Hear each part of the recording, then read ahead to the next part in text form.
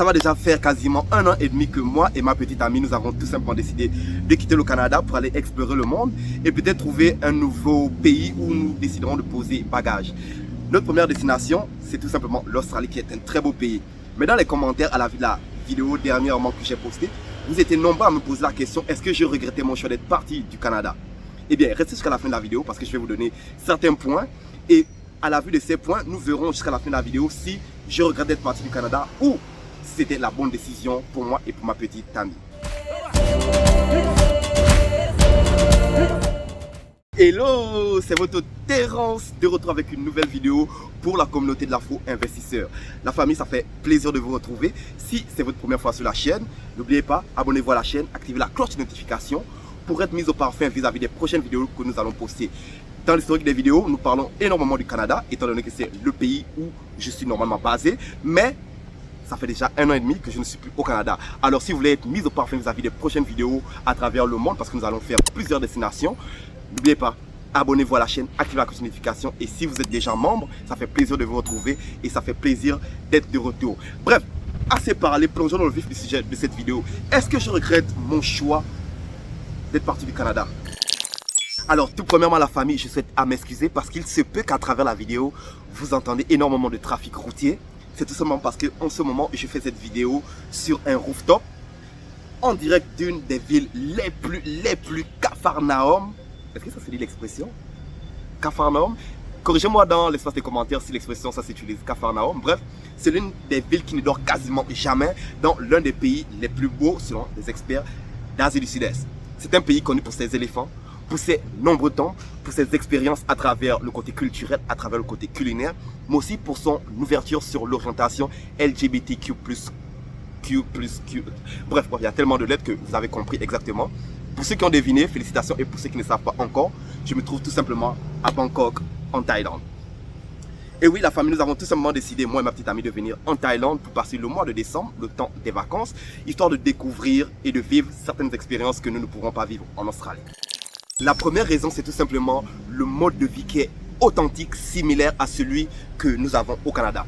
Juste pour vous faire comprendre, ceux qui ne savent pas un peu l'histoire, vite fait, les colons qui n'ont pas pu s'établir au Canada en partant de la Grande-Bretagne, n'est-ce pas? Ils ont fini par venir aux États-Unis. Et ceux qui n'ont pas pu s'installer ni au Canada ni aux États-Unis sont venus ici en Océanie, en Australie et un peu plus tard en Nouvelle-Zélande pour s'établir.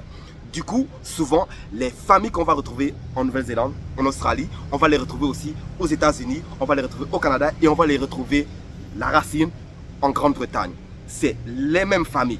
Mais attends, le mode de vie, que ce soit pour dormir, travailler, se déplacer, parler, manger, c'est tellement similaire, à tel point que si normalement l'Australie était plus à côté du Canada que, admettons, je vais dire ici, le Mexique au Canada, n'est-ce pas? On pourrait facilement appeler le Canada et l'Australie les pays jumeaux, contrairement aux États-Unis et le Canada, parce qu'après tout, les États-Unis, ils ont une culture un peu plus violente, contrairement à celle du Canada, alors que le Canada est un peuple assez pacifiste, ce qu'on va retrouver ici en Australie. Alors, de ce côté-là, les similarités sont énormes. Juste pour vous donner une idée, ici, pour se déplacer en Australie, à Sydney, admettons, on a bus électrique, bus normal, métro. Tu vas au Canada, c'est la même chose. Mais attends, la direction dans les villes sont les mêmes. En Australie, à Sydney, tu vas retrouver des villes telles que Richmond, Surrey Hills. Tu viens à Vancouver, tu vas à Toronto, tu vas retrouver les mêmes noms de villes. Surrey Hill, Richmond. Tu vas en Grande-Bretagne, tu vas retrouver la même chose. Mais attends, tu vas aux États-Unis, tu vas retrouver la même chose. La mentalité, c'est la même qu'au Canada, la même qu'aux États-Unis. Time is money. En Australie, time is money. Ça bouge vite fait. La seule chose qui m'a vraiment pris de stupéfaction, c'est qu'en Australie, ils ont tendance un peu à se coucher un peu plus tôt, contrairement aux États-Unis et au Canada. C'est un peu ça la différence. Mais côté culinairement parlant, c'est la même chose. Ils n'ont aucune identité culinaire propre à eux. Même chose qu'au Canada, même chose que la Nouvelle-Zélande, parce que ce sont des pays encore très jeunes qui ont été fondés à partir de colons venus de Grande-Bretagne. La deuxième raison, c'est tout simplement le coût de la vie très élevé de l'Australie qui va être identique à celui du Canada. Mais il faut bien clarifier, le Canada a encore certaines provinces qui sont abordables, telles que la province de Québec, les villes de Montréal, Québec, Trois-Rivières et autres sont encore des villes très abordables pour vivre au Canada. Alors qu'ici en Australie, que ce soit à Sydney, à Melbourne ou à Canberra ou à Perth, le coût de la vie ne cesse d'augmenter. Juste pour vous clarifier ce point-là, pour que vous compreniez bien. À Montréal, tu pourrais trouver un appartement avec un parking extérieur, n'est-ce pas? 2 chambres, salon de cuisine, peut-être balcon, peut-être bien, j'ai bien dit peut-être, n'est-ce pas, pour 2000 à peu près pour le mois, n'est-ce pas. Si je fais une erreur, n'oubliez pas de me corriger dans l'espace des commentaires, j'adore apprendre de vous, n'est-ce pas. Mais à peu près pour 2000, tu pourrais avoir ça à Montréal, n'est-ce pas. Ici à Sydney,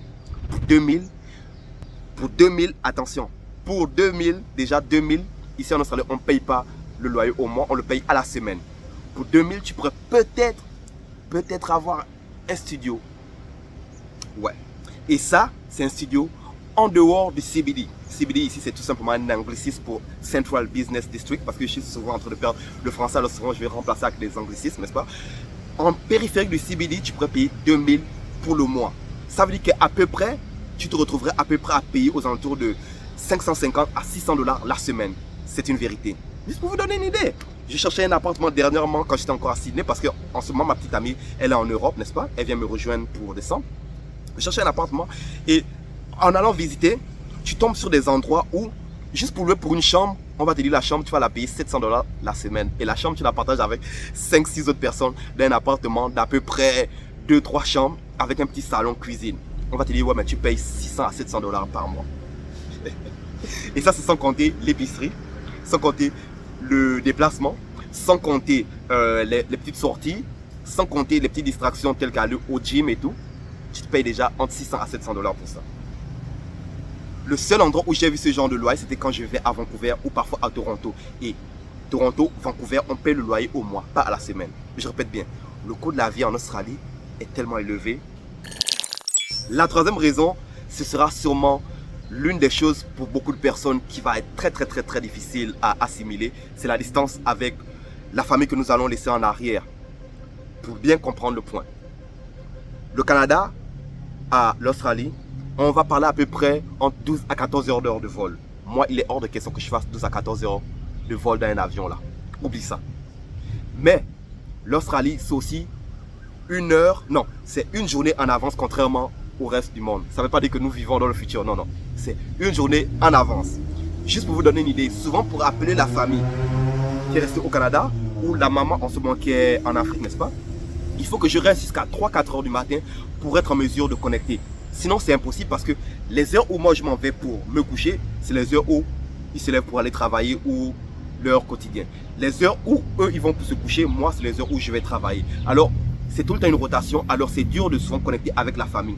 Et pour certains d'entre vous, nombreux d'entre vous, vous avez besoin de soutien émotionnel de la famille. Vous avez besoin d'être tout le temps avec la famille au téléphone. C'est normal parce que vous avez laissé tout en arrière pour venir dans des pays étrangers, dans des cultures étrangères, que vous avez besoin de ce soutien émotionnel-là pour pouvoir vivre ici. Vous n'aurez pas nécessairement accès à ça et ça va vraiment vous jouer sur le mental. Le dernier point pour conclure cette vidéo, afin qu'elle ne s'éternise, ce sera sûrement vis-à-vis de l'intégration à travers l'immigration. Oh, la famille. Ouais. Comme vous avez vu, c'est un sujet qui fait très polémique déjà au Canada. À tel point que l'immigration a apporté énormément de changements. Je vous ferai une vidéo bientôt là-dessus pour vous expliquer les lignes blanches et grises qui ont été apportées vis-à-vis du système d'immigration, n'est-ce pas?